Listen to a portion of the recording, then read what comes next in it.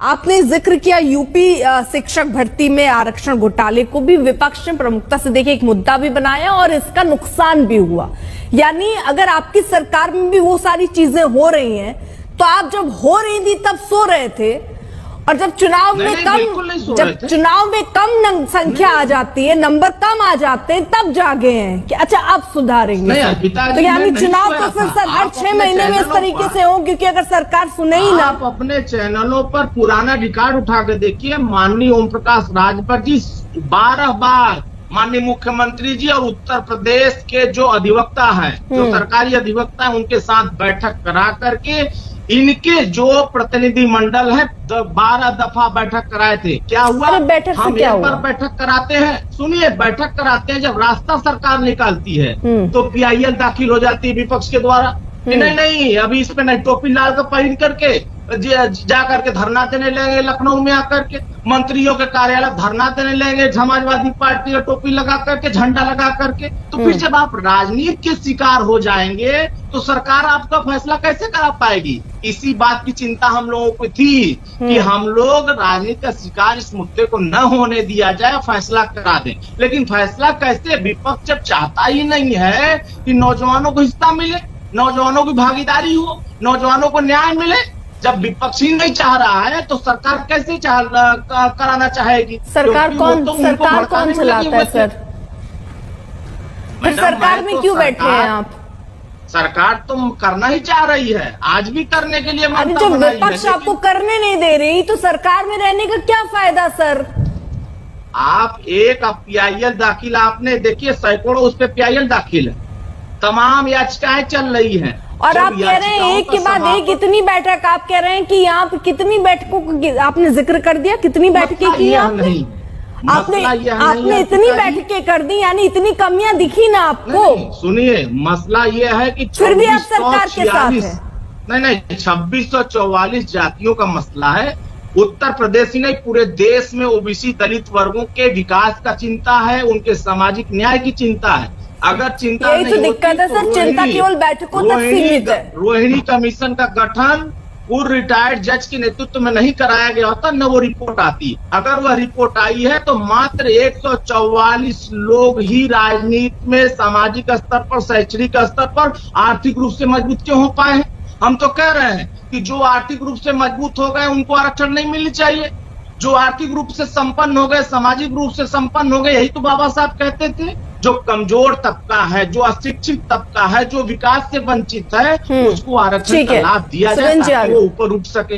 लेकिन इसका विरोध कौन करता है? जो लूट रहा है वो लूट रहा है, जो नहीं पा रहा है वो नहीं पा रहा है। उसी को दिलाने की लड़ाई तो माननीय ओम प्रकाश राजभर लड़ रहे हैं, समाज पार्टी लड़ रही है, हमारे कार्यकर्ता लड़ रहे हैं। ठीक है, सुनील जी का रिएक्शन, उसके बाद सुरेंद्र जी और फिर शिवम। हाँ सुनील जी। इन्होंने तीन बातें महत्वपूर्ण कही। एक तो PDA को लेकर के कहा है कि हम PDA की केवल बात करते हैं, बात नहीं करते हैं। आप देखिए, कुर्मी समाज, पासी समाज, राजभर समाज और मुस्लिम समाज, जाट समाज, दलित समाज, कितने बड़े पैमाने, निषाद समाज, सब तो जीत करके आए हैं। और आप जाति जनगणना की बात नहीं कर रहे हैं, और आप खुद आज तक पर ये स्वीकार कर रहे हैं कि आपके पिताश्री योगी आदित्यनाथ जी के पास 12 बार गए हैं, नहीं सुनवाई हो रही है। एक तरफ अनुप्रिया पटेल जी पत्र लिख रही, कई बार पत्र लिख रही, नहीं सुनवाई हो रही। आप आज तक के कार्यक्रम में पहले तो ये बताइए, 27 तक भाजपा में रहोगे या भाजपा से भागोगे? और फिर भाजपा में रह करके कैसे पिछड़ों की बात करो? चिंता मत करिए, 60 साल तक कांग्रेस को समर्थन दिया, तब जाति जनगणना नहीं करा पाए। चुप रहो। 20 साल सरकार चलाया, ठीक है, एक एक करके सर चुप रहो। अरुण जी। हाँ, सत्ता से बाहर हो गए। तो सवाल ये है कि ये लोग, क्योंकि तथ्य नहीं है इनके पास, ना आपके सवाल का जवाब है, ना हमारे सवाल का जवाब है, ये पिछड़ों के सवाल का जवाब क्या देंगे? ये परिवार की बात करते हैं, पूरा घर मिला के पार्टी चला रहे हैं, ये परिवारवाद के खिलाफ बात करेंगे।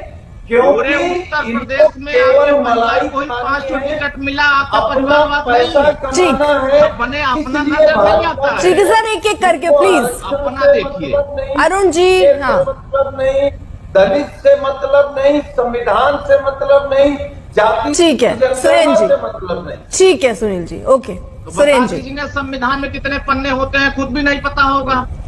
संविधान लेके खाली घूमिए, ऐसे टहलिए, दिखाइए, खुद नहीं पता होगा संविधान। ठीक है अरुण जी। कभी पढ़ा भी नहीं हाँ, ठीक है अरुण जी, सुनील जी, ठीक है, धैर्य सर, धैर्य। जनता को दिखाइए कि हम संविधान के रक्षक हैं, ठीक रक्षक सर, हैं। ठीक सर। और हाँ, संविधान में प्रमोशन का आरक्षण खुद अरे खत्म ठीक है करेंगे। अरुण जी, किस बात को संविधान दिल पे खुद लगा ही लिए कमजोर आप? करेंगे। ठीक है सर, रुक जाइए। हाँ सुरेंद्र जी।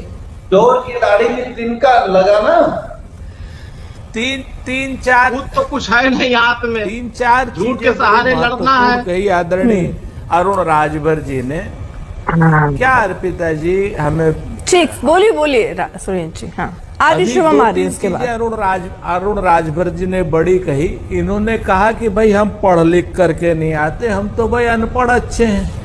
क्योंकि आप लोग तो बेदीराम से डिग्री ले आते हो जाकर के, आपकी पार्टी के विधायक एब्सकॉन्डिंग है, पेपर लीक में, नकली डिग्री में, फलानी चीज में, नो प्रमाण पत्र आप दिए तो हैं। भैया आप बेदीराम के पढ़े लिखे हो, हम लोग अनपढ़, ठीक है। एक बात सुन लीजिए, सुन लीजिए, हम लोग अनपढ़ ठीक है। अरे देखिए ना, आपके कौन कितना पढ़ा, कौन कहाँ तक पढ़ा, कितना हो रहा है, पढ़ा, मत कीजिए ना सुरेंद्र जी। अरुण जी रुक जाइए प्लीज सर। अरुण जी, आवाज कम करनी पड़ेगी, अच्छा नहीं लगेगा, मत कीजिए ना सर। से ये तरीका नहीं हुआ ना, आप जब बोल रहे थे कोई नहीं बोल रहा था। कोई बोलेगा, ठीक है, आपको मैं मौका दूंगी। हम आपको सुन लेंगे। ठीक है, मैं दूंगी ना मौका, बीच में थोड़ी बोलिएगा। रुक जाइए, रुक जाइए। हमको बोलने का ठीक मौका सर, दीजिए। बिल्कुल देंगे, आप बैठ जाइए, एक सेकंड रुकिए। सुरेंद्र जी, लेकिन ऐसे पर्सनल अटैक मत कीजिए ना, कौन कितना पढ़ा नहीं पढ़ा, छोड़िए ना सर, मुद्दे पर बात कीजिए। पर्सनल नहीं, हाँ। इन्होंने नहीं अर्पिता, इन्होंने मेरे ऊपर व्यक्तिगत अटैक किया, मैंने इंतजार किया। इन्होंने कहा कि मैं पढ़ा लिखा नहीं हूं, मैंने सिर्फ इतना कहा कि भैया मैं अनपढ़ ठीक हूं, मैं बेदीराम की डिग्री वाला नहीं हूं, पेपर लीक वाला नहीं हूं, मैं नकली डिग्री वाला नहीं हूं जो तुम्हारी पार्टी का एमएलए है जो डिग्रियां बांटता है।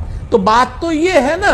दूसरी बात मैं आपको बता दूं, उसी अनुप्रिया पटेल ने चिट्ठी लिखी है। अनुप्रिया पटेल ने चिट्ठी लिख करके स्पष्ट कहा है कि योग्य लोगों के नाम पर, कि योग्य लोग उपलब्ध नहीं हैं, आपने पिछड़ों का आरक्षण नहीं दिया।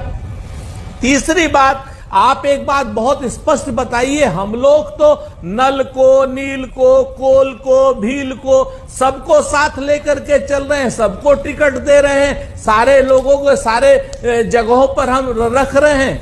आदरणीय ओम प्रकाश राजभर जी